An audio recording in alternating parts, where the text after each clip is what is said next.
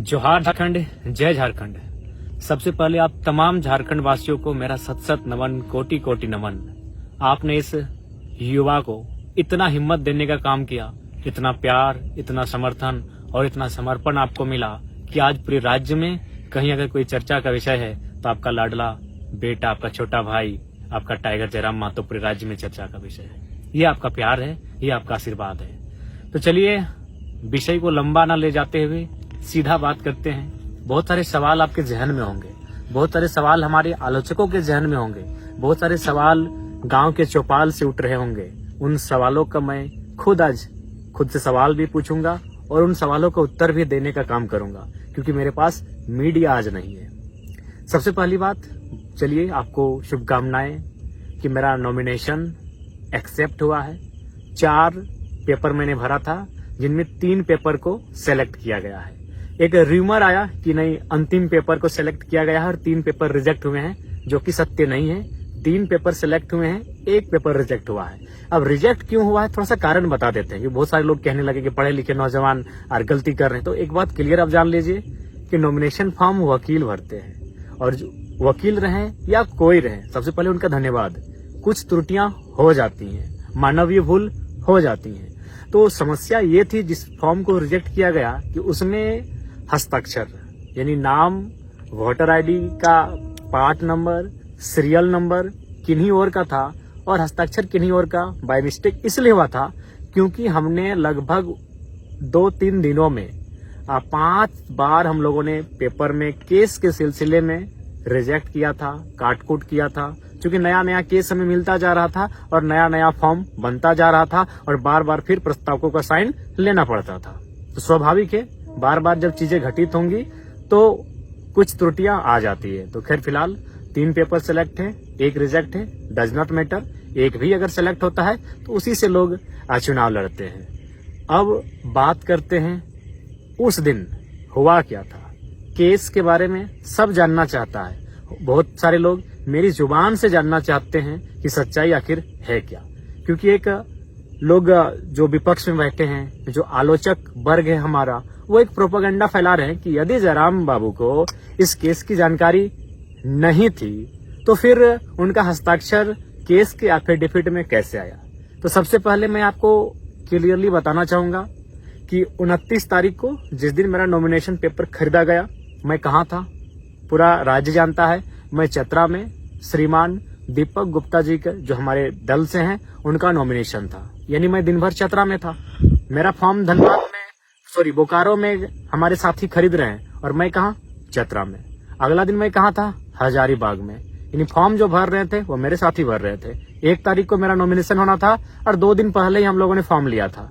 अब वहाँ डिटेल्स भरा जाना स्टार्ट हुआ। केस की जहां तक बात है, सबसे पहले हम लोगों ने 10 केस इंक्लूड किया था। यानी 29 तारीख शाम को 4 बजे जब फॉर्म भरना स्टार्ट हुआ तो हमारे साथी, हमारे वकील की टीम के माध्यम से 10 केसों की जानकारी दी गई। लेकिन जैसे ही 30 तारीख को सुबह हजारीबाग मुझे जाना था संजय दा के नॉमिनेशन में, उसी दरमियान मैं गया प्रज्ञा केंद्र। वहां हमारा साथी है, उनसे मिलने गए एक अकाउंट के सिलसिले में। तो हमारे चचा बैठे हुए थे बगल के पंचायत के। उन्होंने कहा, टाइगर याद है 2015 का केस, उसका क्या स्टेटस है। हम बोले, चाचा ये तो केस हम भूल चुके थे। अच्छा किया आप याद दिला दिए, तो क्या स्टेटस है इस केस का, आप ही बताइए। बोला नहीं, उसका नोटिस हमको आया है 107 बन के कि हमको एक दिन उपस्थिति देना है कोर्ट में। तो बोले आपसे रिक्वेस्ट है इस केस के बारे में डिटेल दीजिए। फिर उन्होंने 2015 का केस, जो सड़क जाम का केस था, और उस केस में कोई एक्टिविटी नहीं है, 15-10 साल पुराना केस हो चुका है, लेकिन अभी तक कोई एक्टिविटी नहीं। तो फिर उस केस का डिटेल दिया गया। यानी फिर उस डिटेल को हम व्हाट्सएप के माध्यम से अपनी टीम को भेजे जो मेरा फॉर्म भर रहे थे कि ये केस को इंक्लूड कीजिए, एक नया केस फिर मिला है। यानी वो केस इंक्लूड किया गया। अब केस नंबर 11 हो चुका है। कब हुआ है, संजय दा के नॉमिनेशन में हम जा रहे हैं, यानी दिन के 11 बजे मेरा केस नंबर हो रहा है 11। नॉमिनेशन होता है संजय दा का। हम बिशुनगढ़ आते हैं। संजय दा को कोई भी चाहे तो संजय दा से फोन में बात कर सकते हैं। बिशुनगढ़ जैसे ही हम क्रॉस करते हैं, संजय दा का फोन आता है कि जयराम भाई, नगड़ी थाना की पुलिस आपको डिटेन करने के लिए आई है, आप नॉमिनेशन करेंगे और वे लोग डिटेन कर लेंगे, या फिर आपको नॉमिनेशन करने से पहले डिटेन करेंगे। तो हमने कहा, संजय दा, नगड़ी में मेरा कोई केस ही नहीं है। हम तो आश्चर्यचकित हो गए कि नगड़ी में मेरा कोई केस ही नहीं है। हाँ, मेरा एक केस है 23 मार्च 2023 को विधानसभा घेराव के दौरान है और वो जगन्नाथपुर थाना में है। यानी मेरा नगरी में कोई केस नहीं है, मैंने संजय देव का। उन्होंने कहा नहीं आप क्लियर कीजिए, क्योंकि मेरे एक साथी वहां रहते हैं, उन्होंने परफेक्ट सूचना दिया है। यानी नॉमिनेशन मेरा था 1 मई को और रात 8 से 9 बजे 30 अप्रैल को पुलिस के एक पदाधिकारी के माध्यम से उस केस की जानकारी मिली। फिर हम लोगों ने आनन फानन में ये जानने का प्रयास किया कि उस केस में धारा क्या है। तो फिर हमने अपने साथियों के माध्यम से जाना कि उसमें कितनी धाराएं हैं, तारीख क्या है, उस केस का संख्या क्या है। यानी रात को 10-11 बजे उस केस का सारा डिटेल्स मिलता है। नॉमिनेशन सुबह है और केस का डिटेल्स मेरे रात के 10-11 बजे। और हम लोग पहली बार, मुझे याद है 29 साल के कैरियर में, कि हम 1.5 घंटा फर्स्ट टाइम किसी रात को सोए हैं। 3 बजे सोए हैं, 4:30 बजे उठ गए हैं। यानी इतना रात भर हम लोग टेंशन में थे। यानी सुबह उठ के जो हम लोग का डॉक्यूमेंट तैयार हो चुका था, फिर उसको रिजेक्ट करते हैं, क्रॉस करते हैं। क्यों? क्योंकि फिर एक नए केस को ऐड करना था। यानी फ्रेश फिर बनता है। सुबह हम लोग नॉमिनेशन की तैयारी कर रहे हैं, सुबह हम लोग का काफिला सज रहा है, सुबह हमारी गाड़ियां सज रही हैं और हम लोग तैयारी कर रहे हैं नए पेपर भरे जाने की। अकबकी का इंतहा देखिए। फिर नए केस को ऐड किया जाता है और हम लोग नॉमिनेशन के लिए पहुंचते हैं। चूंकि यह केस 2 साल पुराना था। ये केस कब का है ये भी आपको बता दें। ये केस है आपका 21 मार्च 2022। यानी पहली बार जब ये आंदोलन अपने पीक टाइम में था और हम लोग फर्स्ट टाइम विधानसभा घेराव का कार्य किए थे, उस समय का है। और उस समय सभी जानते हैं कि हमारी एक्टिविटी बिल्कुल नियमता हुई थी। वहां उस समय जो डीएसपी मौजूद थे, उन्होंने बहुत सारे न्यूज चैनल में, बकायदा मुझे सनी दा का नाम याद है, उन्होंने पूछा भी था कि जयराम महतो पर कोई एफआईआर होगा। उन्होंने कहा नहीं, जहां तक 144 लागू है उस सीमा के बाहर ये लोग धरने पर बैठे हैं, कोई एफआईआर नहीं होगा। तो हम लोग भी आश्वस्त हो चुके थे। और सबसे खास बात, यदि डिटेन ही करना था, यदि वारंट ही निकालना था, तो 2 साल के दरमियान मैंने नहीं करने से भी 2-2.5 हजार सभा किया है। उस दरमियान अरेस्ट करते, चतरा नॉमिनेशन के समय अरेस्ट करते, हजारीबाग नॉमिनेशन के समय अरेस्ट करते। लेकिन खैर, साजिशें बहुत गहरी हैं। साजिशों का जो जड़ है वो बहुत दूर तक फैला है। लेकिन उम्मीद है कि हम लोग भी बीज हैं, दबेंगे नहीं, पुनः उग जाएंगे। तो ये केस का डिटेल है। मैं मानता हूं केस की जानकारी मुझे बिल्कुल 30 तारीख को कंफर्म हुई है। और 30 तारीख को जैसे ही कंफर्म हुई, अगले दिन नॉमिनेशन के दिन हम लोग अपना फॉर्म को चेंज किए, उस पेज को, और नया पेज प्रिंट आउट करके निकाले, उसमें केस के डिटेल्स को भरे और फिर मैंने अपना हस्ताक्षर किया। ये रियलिटी है, ये फैक्ट है। आप संजय दा से पूछ सकते हैं कि संजय दा ने जब मुझे जानकारी दी तो मेरे चेहरे में किस प्रकार से एक आश्चर्यचकित का क्वेश्चन मार्क था कि संजय दा ऐसा कैसे होगा।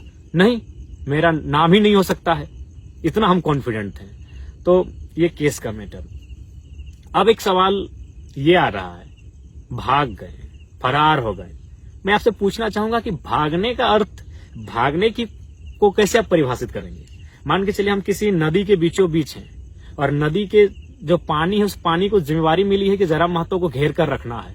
तो जाहिर सी बात है, या तो मुझे नीचे सुरंग बना के निकलना होगा या तो उड़ के निकलना होगा, क्योंकि पानी की जिम्मेवारी है। या फिर अगर मुझे साइड से निकलना है, जिस तरफ निकलेंगे, तो पानी को खुद रास्ता देना होगा। बिल्कुल यही बोकारो में जहां मेरी सभा हो रही थी, बिल्कुल चारों तरफ गोलाकार पुलिस खड़ी थी, हाथ से हाथ मिलाकर पुलिस खड़ी थी। आप वीडियो देख लीजिएगा। तो फिर हम कैसे निकले? जाहिर सी बात, उन्होंने रास्ता दिया है। जी हाँ, उन्होंने ही रास्ता दिया है। मैं स्वयं उस वीडियो को वायरल करूंगा। पुलिस बैक पर आई है और स्कॉर्पियो के बोर्नेट पर बैठकर कोई फरार होता है भाई। अब सवाल है कि मैंने 1 मई नॉमिनेशन में जाने से पूर्व रात को 2-2:30 बजे शमशान घाट में बैठकर मैंने वीडियो 3 बनाया था।